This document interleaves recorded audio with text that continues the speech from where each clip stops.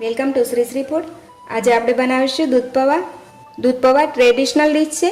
દૂધ પૌવા ઘણી અલગ અલગ ફ્લેવરના બનાવી શકાય છે, જેમાં ટૂટી ફ્રૂટી દૂધ પૌવા, કેસર દૂધ પૌવા અને પ્લેન દૂધ પૌવા બનાવી શકાય છે અને બધાને જ ભાવતા હોય છે દૂધ પૌવા।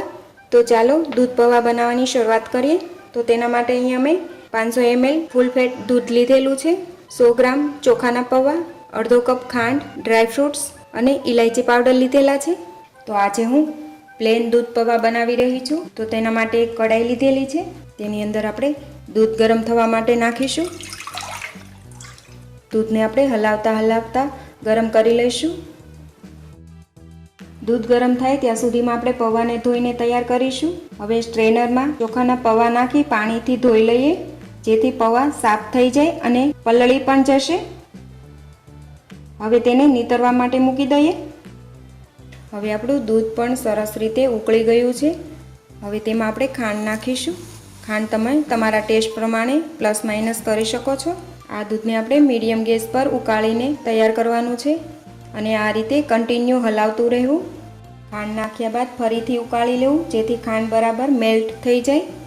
એ પહેલાં જો તમે હજી સુધી અમારી ચેનલ સબસ્ક્રાઈબ નથી કરી તો પ્લીઝ અહીંયા ક્લિક કરો, એટલે સબસ્ક્રાઈબ થઈ જશે અને બેલ આઇકન પર ક્લિક કરશો એટલે તમને અમારા નવા વિડીયો મળતા રહે। અને વિડીયો પસંદ આવે તો પ્લીઝ લાઈક પણ કરો અને તમારા ગ્રુપમાં શેર પણ કરવાનું ભૂલતા નહીં।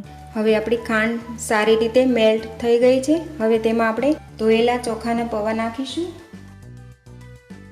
પૌવા બરાબર ગળી જાય અને બરાબર મિક્સ થઈ જાય ત્યાં સુધી આપણે મીડિયમ ગેસ પર 7 થી 8 મિનિટ માટે ઉકાળી લઈએ। આ દૂધ પૌવાને આપણે એકદમ રબડી જેવા ઘટ નહીં કરીએ, આ રીતે કન્ટિન્યુ હલાવતા હલાવતા આપણે દૂધ પૌવાને ચડવા દઈશું। આજે આપણે પ્લેન જ દૂધ પૌવા બનાવી રહ્યા છીએ। આની અંદર તમારે કેસર નાખવું હોય તો જ્યારે દૂધ થોડું ગરમ થાય ત્યારે તેમાં તમે કેસર નાખી શકો છો। હવે આપણા દૂધ પૌવા બરાબર મિક્સ થઈ ગયા છે અને ચડી પણ ગયા છે। હવે તેમાં આપણે ઇલાયચી પાવડર નાખીશું, ડ્રાયફ્રૂટ પણ નાખીશું, મિક્સ કરી લઈએ। હજુ આપણે દૂધ પૌવાને 1 થી 2 મિનિટ માટે આ રીતે હલાવતા ઉકાળી લઈશું। તો હવે આપણા દૂધ પૌવા એકદમ તૈયાર છે, તેને આપણે નીચે ઉતારી લઈએ। હવે આપણા દૂધ પૌવા એકદમ તૈયાર છે, તેને આપણે એક સર્વિંગ બોલમાં લઈ લઈશું। તેના ઉપર ડ્રાય ફ્રૂટ્સ મૂકીશું, જેમાં પિસ્તાની કતરણ અને બદામની કતરણ મૂકીશું। દૂધ પૌવાને થોડાક ઠંડા કર્યા બાદ ફ્રીજમાં ઠંડા થવા માટે મૂકી દઈશું। ઠંડા થયા બાદ તે વધારે સ્વાદિષ્ટ લાગે છે અને ખાવાની ખૂબ જ મજા આવશે। તો આ શરદ પૂનમમાં તમે પણ તમારા ઘરે દૂધ પૌવા જરૂરથી બનાવજો। તો તમે આ રીતે બનાવશો, ટેસ્ટી અને બધાને ભાવશે। તો તમે પણ બનાવજો ટેસ્ટી અને સ્વાદિષ્ટ દૂધ પૌવા।